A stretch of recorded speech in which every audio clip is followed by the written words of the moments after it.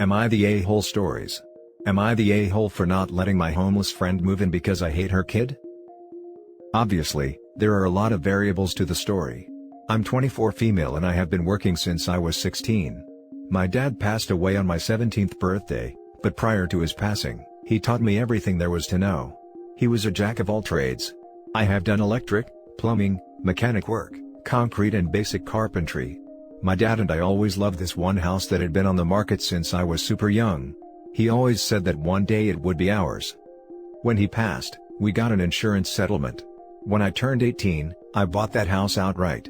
My mom didn't come with me because it was too much for her to process, but she lives right up the road, so since I was 18, I have been picking away at this house little by little. There was a lot of work to be done and it would be so much easier if my dad was still here to help, but hey, we finally got our house. My friend has an 11-year-old kid. I have never been a fan of her due to the fact that at her age, she still throws herself on the floor at supermarkets, screaming bloody murder when she doesn't get her way. She is an embarrassment, to say the least, but I tried with her. I tried to like her despite all her tantrums and entitlement.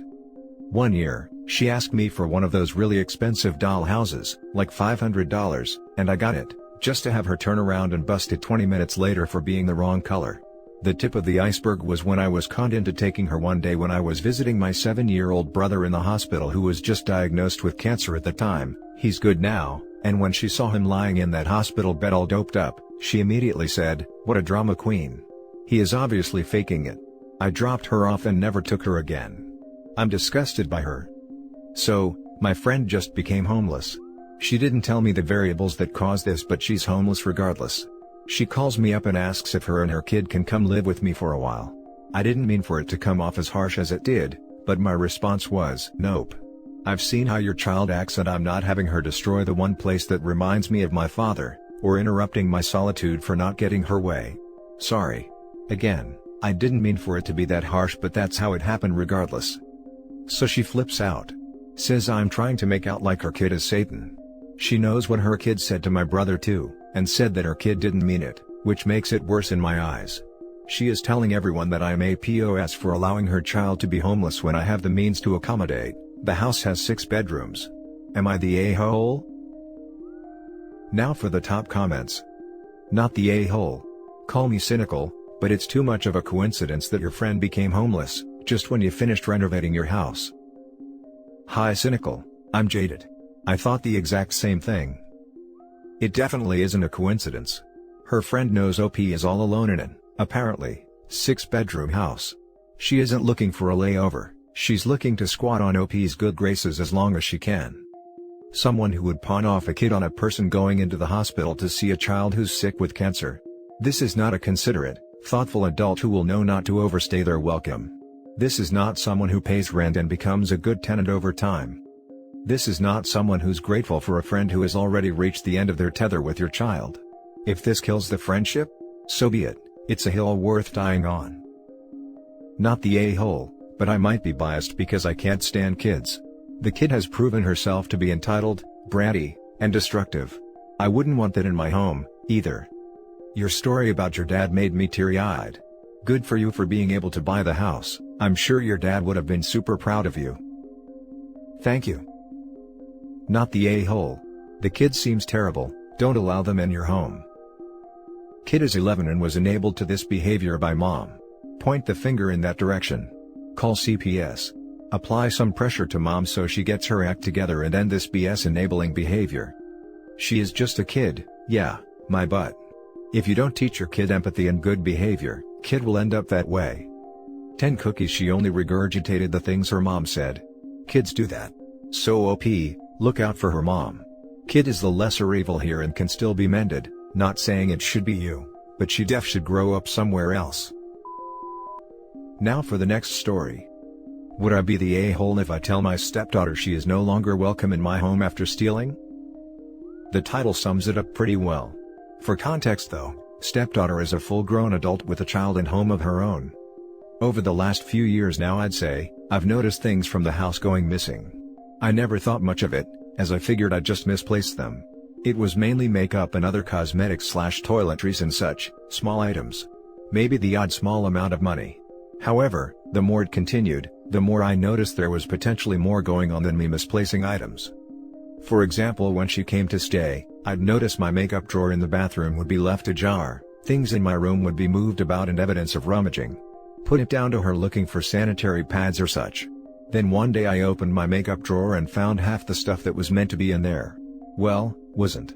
Okay, maybe I moved them to my room. Nope, in fact, even more missing from my room. Now is when I was starting to get suspicious. No way I had lost that many items in my own home. I told my husband and he kind of dismissed it. There was no proof other than that the items weren't there. A week later, she comes to stay for a couple of days while her son is at his dad's. She leaves her bag on the floor. I walk past and an item catches my eye. Because it belonged to me, I picked the item up and asked her about it. She claimed she had gotten it ages ago. However, the kicker was that it was part of a pair and I still had the other one. After more pressing, she admitted it must be mine because she didn't have the partner, but didn't know how she had it. This is when I went back to my husband with proof. However, he dismissed again, saying it was only one item and she could have picked it up by mistake. From a closed drawer? Good one. I was frustrated but didn't want to cause a fight, so just told her to not touch anything that wasn't hers, but made it clear to my husband I didn't trust her. However, the more time has passed, the lack of trust has just increased, to the point where when I was organizing things in the bathroom the other day, I genuinely thought to myself, I can't have this here, or I'll never see it again. Now with the prospect of restrictions easing here, there's probably going to come a time she asks to stay again. Will I be the a-hole if I tell my husband she isn't welcome to stay for a while as I don't trust her in our home? Not the a-hole. You need to protect your belongings, but it doesn't sound like your husband is on your side, so he'll treat you like you're the a-hole. Yeah, this is my issue. I'll just have the two of them saying I'm an a-hole, like I'm expected to be okay with my stuff getting taken cause she wants it? I don't go to work every day so she can benefit. This is why God invented those sleek, go in any room, link to your smartphone, modern security cameras. Either that or get a dresser with enough locked drawers to keep everything in them and laugh at her and daddy's excuses about how insulting it is. Not the a-hole. Not the a-hole. The way I see it, you have two options: 1, nail everything down. 2, let her and your husband know if one more thing goes missing or is borrowed without asking, then you will be contacting police for theft. I personally would leave $20 out when she is in your residence, maybe around items she normally takes that are in semi-obscure locations. Money goes missing and you caught the thief red-handed. When I was a teenager, I tried to catch my brother stealing money from me. I left out a $5 bill that I used to pick up a dog turd with. Turd was still in it. He never looked through my stuff again. Definitely not the a-hole. But now it's time to go a-hole on her. Set a trap. But don't trap her stealing your stuff. She'll be less likely to do so anyway now that she knows you're onto her. Trap her into stealing something of your husband's. To be honest, I think my husband is part of the problem. It's just stuff is what I hear from him all the time, not just with this incident, but other things too. I think he sees it that his kids are welcome to anything he has. Next story is titled, Am I the a-hole for not letting anyone hold my son when he was born?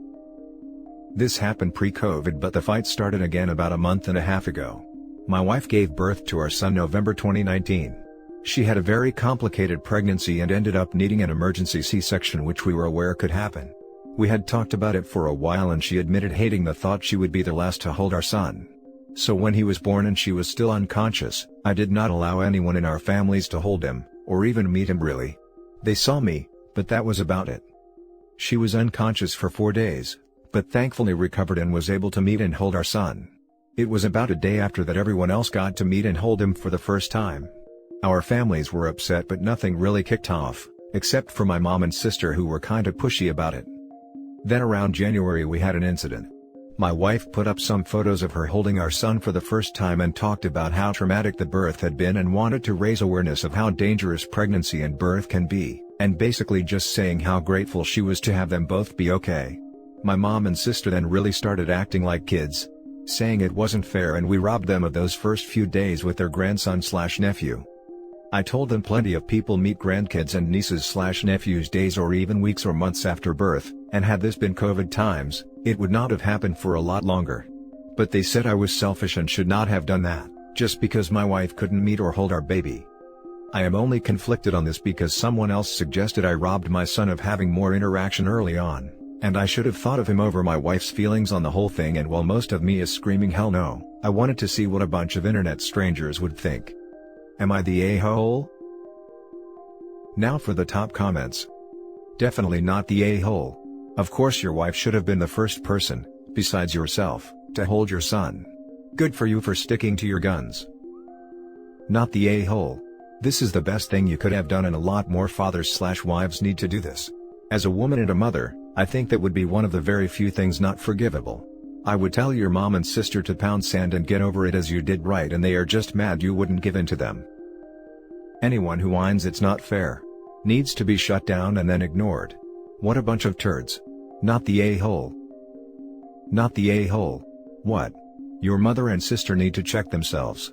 They think they should have the right to hold the baby before his own mother? I highly doubt your son is going to devastated or that affected by the lack of interaction early on. No, your wife didn't want to be the last to hold him, and it's your child. You two come first. Mother and father is greater than anyone else really in this situation. I do wonder what their reaction would be if it was phrased like this to them.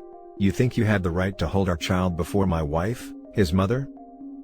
The just because made me gasp. Just because the woman who carried him and risked her life to give birth to him hadn't held him yet? That's a hell of a just because, and you're damned right they needed to back off and wait. Not the a-hole times 100. In all seriousness, do people really care this much to get to hold the baby first? Now for the last story. Am I the a-hole for not being more supportive to my wife after our son decided to change his name? A lot has been going on with our family, particularly on my wife's side. A few months ago, her mother got in contact with her estranged daughter, my wife's older half-sister, who left the family and cut off all contact the moment she was 18. To make a long story short, some very dark things were revealed about my wife's late father that her mom hid from the family that involved her sister, and that's why she took off. The whole family knows now, and I've been trying to be there for my wife as she processed this shocking news. The thing is, our son who's 16 found out from his cousins, and he's disgusted by it. He happens to be named after her father, and my son has started telling us he wants to change his name. My son said he doesn't like knowing who he's named after, and would rather it be something else. That my wife and I could even help in picking out a new one. My wife immediately shut him down and they had a fight. When we all had a family sit down, my wife said our son was named after the good things her father did, and that's what he should be remembered by. But those actions are not something that can be overlooked no matter what other good things he did. Frankly, I'm disgusted and horrified too, so I support my son's decision if that's what he wants. My wife has been angry at me ever since, accusing me of not caring or supporting her through this. But we have had many deep conversations about this news even before our son announced what he wanted. I completely respect her feelings, but I also need to respect my son's. My wife isn't on board with this at all, and she says by allowing this name change instead of trying to change his mind, it's like I don't care about her feelings at all. Which makes me an a-hole in her eyes. We're trying to see about getting some family therapy just to deal with everything going on, but I'd like to know what others think. Am I being an a-hole for supporting him wanting to change his name instead of convincing him not to? Not the a-hole. If your father-in-law did what I think he has, then your wife really needs to sit down and think if she truly wants her son to be named after a person like that. There are just some terrible things that can't be looked over and that some good deeds cannot undo. I agree. I understand he was her father, and of course she has different memories of him. We all have a different memory of him. But once something like that is out, well, for me personally, those memories are not the same anymore. I legally changed my name in my early 20s because it never felt like it fitted who I was and was named after the daughter of someone prominent in my country whose political views I disliked as I grew older. I can't imagine finding out that the person I was named after had done something truly awful. You are not the a-hole to support your son for not wanting to bear the name of a disgraced relative, and he should definitely change it to something he is comfortable with. Your wife may have good memories of her father, but that doesn't wipe out the stain now the truth is known about him. Keep supporting your son and engage in some family therapy with your wife and son, so that she can come to understand his and your perspective, and that it doesn't need to destroy her good memories of her father just because your son no longer bears his name. I think this is the root of it. OP needs to sit down with their wife and son and explain that the son is not trying to disrespect her, invalidate her father's good characteristics, or erase her positive memories of her father by changing his name. But it is ultimately the name and burden that their son has to carry, not her. He is the one who has to live with his own name, not her. And it is his choice whether he wants to represent someone who has committed terrible deeds, and his choice whether he wants to embody those positive traits and happy memories. If he, understandably, can't overlook whatever his grandfather has done, or simply doesn't want to continue carrying the same name as him, then that is 100% the son's right.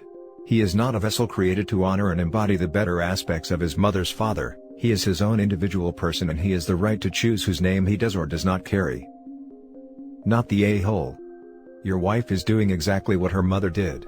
She trying to excuse her father's behavior or pretend it didn't happen by remembering good things her father did. And will also wind up with an estranged kid as a result if she doesn't see sense eventually. Not the a-hole. Your son's name is his, and he should have the right to be called something he is comfortable with. Your wife's feelings about this, ultimately, matter less than your son's. And that's it for this video, guys. If you have thoughts to share, leave a comment below. Don't forget to hit like and subscribe if you like this content. I'll catch you in the next one. Good day, everyone.